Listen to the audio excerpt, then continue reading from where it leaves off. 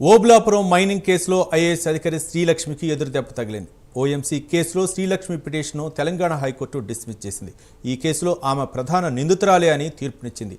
సిబిఐతో పాటు ప్రతివాదుల వాదనలో పరిగణలోకి తీసుకున్న కోర్టు ఈ తీర్పును వెలువరించింది. ఈ వ్యవహారంలో హైకోర్టు తీర్పుతో సిబిఐ కోర్టులో ట్రయల్ జరగనుంది.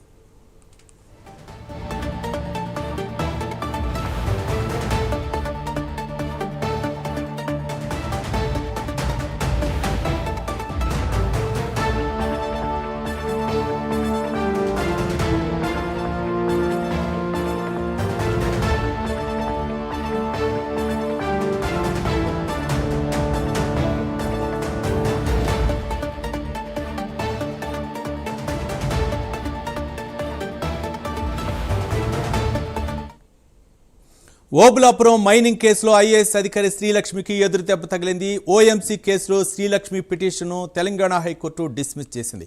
ఈ కేసులో ఆమె ప్రధాన నిందితురాలే అని తీర్పునిచ్చింది. సిబిఐతో పాటు ప్రతివాదుల వాదనలను పరిగణలోకి తీసుకున్న కోర్టు ఈ తీర్పును వెలువరించింది.